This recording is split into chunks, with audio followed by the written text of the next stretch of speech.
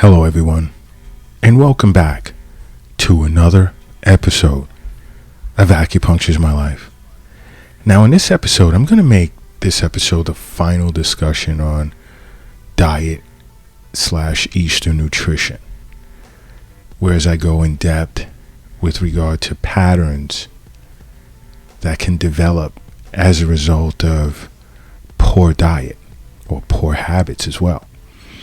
Because the last episode, in discussing how food is consumed and how it affects the middle jowl, that being the spleen and stomach, and different disorders that can arise from it, I see many of you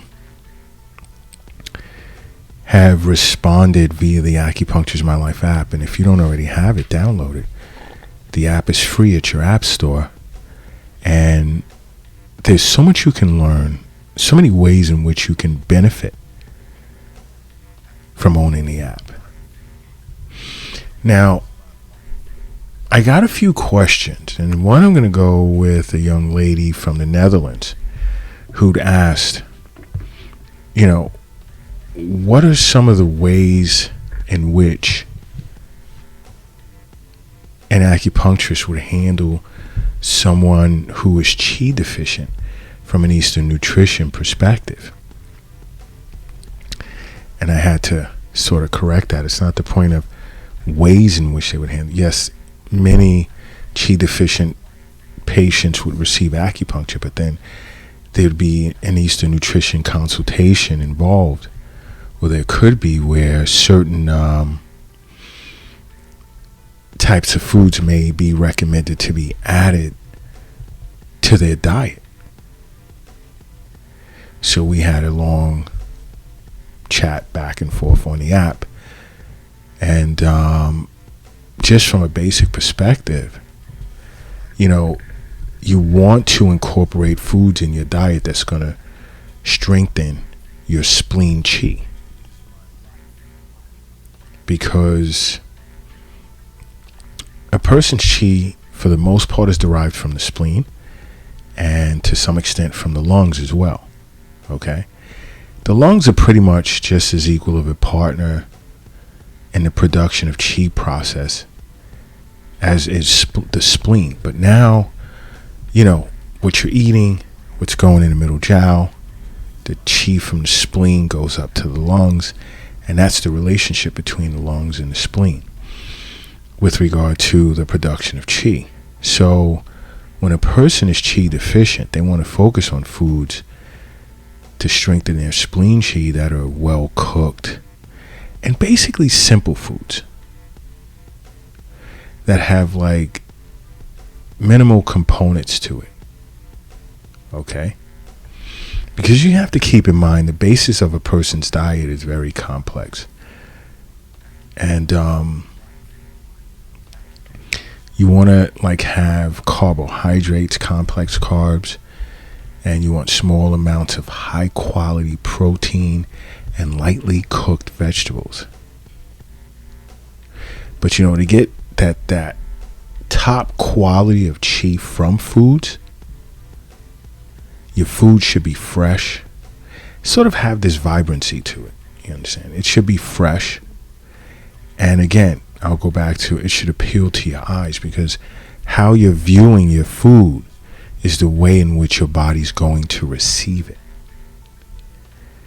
And then also you want to focus on vegetables and fruits and proteins in the form of eggs and chicken and so forth and so on that are locally grown and farmed. Because seasonal produce has the best chi needed for a person's body. So keep that in mind. So if you're having eggs and stuff shipped over from India or China or whatever, it's not. An acupuncturist in general wouldn't recommend that you eat those types of eggs. And many individuals have no clue as to where their eggs come from. Okay? But also keep in mind, even though, foods should be cooked, overcooking food is not good. So keep that in mind as well. Now, I got a question from Stephen in Italy, which was interesting because he'd also inquired about patients that are yang deficient. Now, that was a broad question because the key here when it comes to diet and qi and overall balance and health, which organs are yang deficient in the case of diet? And when it comes to treating yang deficiency with diet, it's pretty much similar to like qi deficiency. Because you want to maintain healthy spleen function. That's the key focus. Spleen and stomach, representative organs of the middle jiao, among others, you want to focus on that. You want to focus on foods that are warming for the spleen as well as the kidneys. So in that case, if you're yang deficient, you want to try and stay away from raw foods as much as possible while you're attempting to reinvigorate or nourish yang. And that has to include salads and vegetables. All right? Let's just take, for instance, if someone is spleen yang deficient. Now, this is like sort of a step in, let's say, a darker or negative direction than spleen qi. It's worse than spleen qi deficiency. So if someone is spleen yang deficient, their ability to digest foods is even more reduced. So let's say the diet structure of treating spleen qi deficiency, you'd want to follow that, but then you want to add more foods that are warming, and you want to increase the amount of spices in your diet too. And I'm just really being vague, broad, just going over basics. You'd need to sit with an acupuncturist to really go into detail with regard to whatever deficiency you may be experiencing or suffering from. Now, the gentleman from Italy also inquired about kidney yang deficiency. And the way to strengthen and warm kidney yang, it has to be done through the spleen. So you want to focus on a diet that tends to strengthen the yang of the spleen.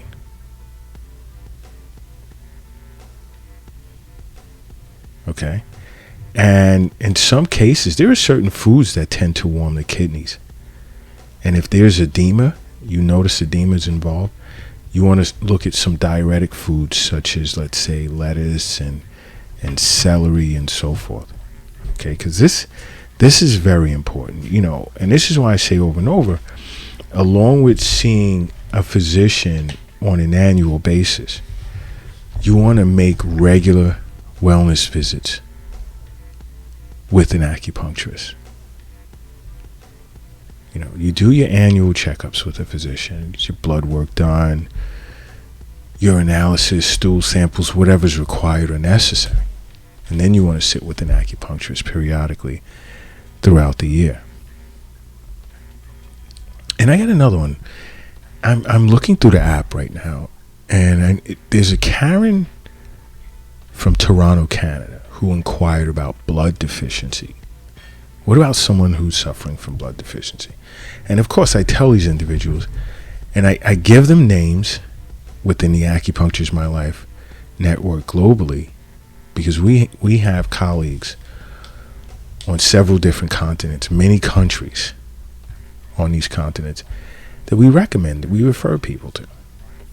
So it's not just a thing that they're messaging Acupuncture's My Life on the app and we'll give them a basic answer and that's it. No, not at all.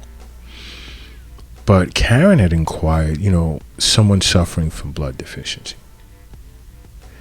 And of course, to build blood, it requires certain nutrients that generate blood. And there also has to be adequate absorption of these nutrients as well. So you want to start by nourishing, and acupuncturists will focus on nourishing the chi of the spleen. We went over that just now. Because you strengthen the function of the spleen, what follows is the buildup of blood. Because I've spoken to you about this in many episodes. The spleen and stomach is responsible for the production of all chi and blood after birth. Now you want to build up this blood, and acupuncturist understands it requires like you eating more protein. And the best source of protein for building up your blood usually comes from animal proteins, especially chicken. Now, if you're following a vegetarian diet, can it be done? Yes, but the result to be a little slower. Okay, so keep that in mind. Because, animal proteins, acupuncturists are not against animal proteins. Because in not only building up blood, it nourishes essence within the body as well. And a cool way to nourish essence within the body is through soups that's made with organic chicken or beef bones, because that tends to release pure essence from the bone marrow of the chicken or the animal in and of itself. Okay, so keep that in mind. And then there was Sheena from Japan, who inquired, and I made a list of these individuals that inquired about different patterns that can develop due to poor diet. And Sheena from Japan inquired about yin deficiency. This is key. And we'd also got into a nice chat session, but we couldn't complete it because she had to go. But she'd asked if I bring it up during the diet series, and I'm doing it now. But when it comes to yin deficiency, an acupuncturist would tend to recommend foods that focus on providing the body with concentrated nutrition to maintain as well as improve the integrity of muscle tissue, and also encourage increased fluid and moisture levels. All right. So let's say a diet that's focused on nourishing yin is similar. It's quite similar to a diet that's focused on nourishing blood. And it has like a yin nourishing diet has a higher proportion of protein. And now when you want to get into leafy greens and root vegetables, as well as grains that are very nourishing, such as, let's say, wheat, would be included when recommending certain foods to a patient who is yin deficient. Because as an acupuncturist, we want to also focus on moistening and lubricating elements of food, because that's important as well. Okay? Because as an acupuncturist, we understand that health is wealth. We know that the wealth is not in an app on your phone or in a retirement account. It's not in the safe or in the bank. It's not in your purse. It's not in your pocket. It's not under the mattress, nor is it in a shoebox in a closet. And it's definitely not under a doghouse in the backyard or the doghouse in the backyard. It's in you. It's where it is. But to add to a yin nourishing diet, if someone is yin deficient, because there'll be a lot of like spontaneous sweating, internal heat, tendency to feeling hot a lot when you're yin deficient.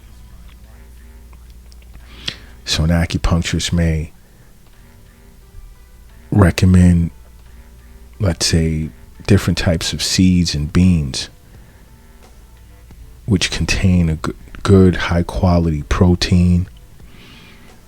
What'll be beneficial? Some foods such as, let's say, wheat, rice, oats, millet, chicken, eggs.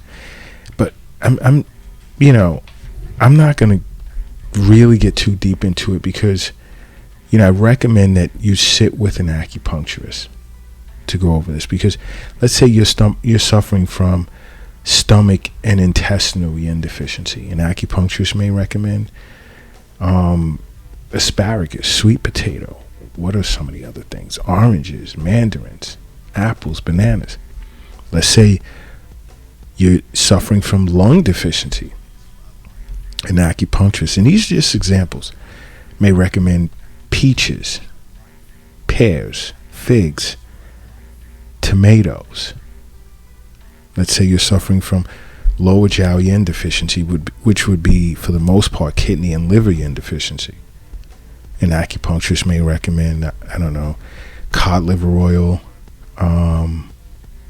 duck, barley, black beans, black sesame seed. And those are just like basic examples, all right? And it's just like, let's say someone's suffering from liver qi stagnation. I speak of this a lot, which fosters mental and emotional disorders, whereas there'll be a lot of anger, irritability.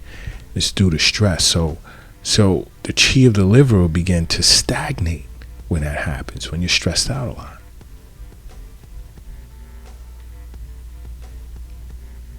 And you want to be careful, because when qi of the liver begins to stagnate, that process of detoxification now becomes blunted, and now there's problems.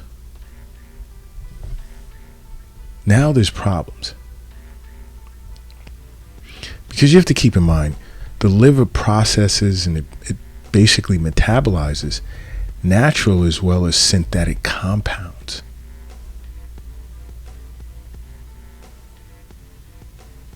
And with this constantly growing food society of synthetic substances, like preservatives and coloring agents to food so it could look delicious, your liver becomes overwhelmed like in an instant, like really quick. And it can stagnate liver qi.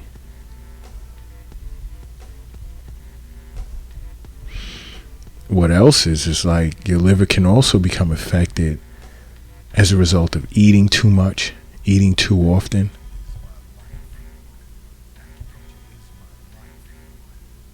Because you have to understand, the liver has a function also of, let's say, regulating the timing and distribution of resources, internal resources, to the spleen. And these are things you'll learn as a result of seeing an acupuncturist. So let's say if you're suffering from liver qi stagnation as a result of stress or just eating too much, eating too often, and so forth and so on. Some recommendations they may make is eat your bigger meals early in the day, right? And they may say, like, concentrate on light, mildly spicy foods, eat more vegetables, and try to avoid, of course, processed foods. And try not to eat when you're upset or you're faced with a lot of pressure. You're better off not eating. Sip on some warm water, maybe sip on some herbal tea.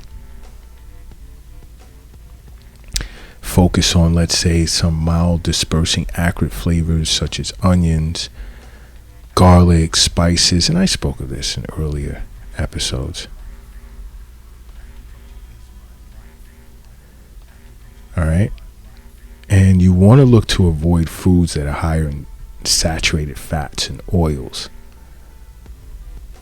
when you're faced with that. Another concern or pattern that can arise from a poor diet, and I speak of this a lot, is phlegm dampness. And there are many individuals in Western society, definitely the Western Hemisphere, that are aware of this. You know, when you're talking and it just feels like there's this rattling in your throat, you're feeling heavy, especially after meals, and you're sort of like bringing up all this awfully colored mucus, and you see mucus in your stools and so forth. Those are indicators of phlegm dampness, among others. And an acupuncturist, along with acupuncture, may, make some Eastern nutrition recommendations to you. Because an acupuncturist will heavily consider, let's say, two aspects to treating internal dampness and phlegm. Like, let's take, for instance, foods that tend to create dampness and phlegm internally are usually dairy, milk, and yogurt and stuff. And this is why in so many episodes you heard me speak out against milk and dairy products, or even processed carbs,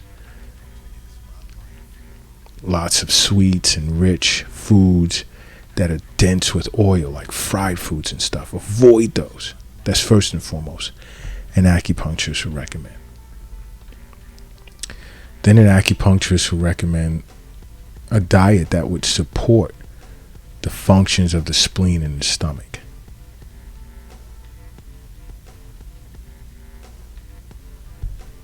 And this is why I say so many times, see an acupuncturist. There's so much in the way of benefit. What if you're suffering from internal heat? You have those that sweat a lot. They just sweat up a storm. An acupuncturist may recommend you focus on bitter and cool and acrid foods. Now, this is where raw foods and the raw food diet comes into play. And vegetables and fruits. You have to know when to eat these foods. Because raw food diets are beneficial to individuals who either present as constitutionally hot or have a young constitution.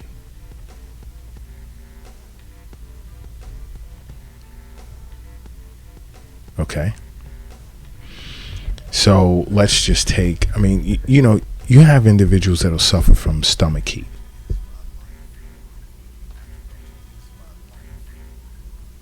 All right? So when it comes to raw foods, raw foods, for someone who's wow, I need my tea. For someone who's suffering, let's say, from stomach heat, raw foods may be a bit abrasive and irritating to the inflamed tissues in the gut. So you want to be careful. So now you may want to juice those. You may want those green juices or root juices like beets, maybe with carrots, or your fruit juices, because now it's better, because then it clears heat, reduces inflammation, and supports digestion by strengthening the stomach.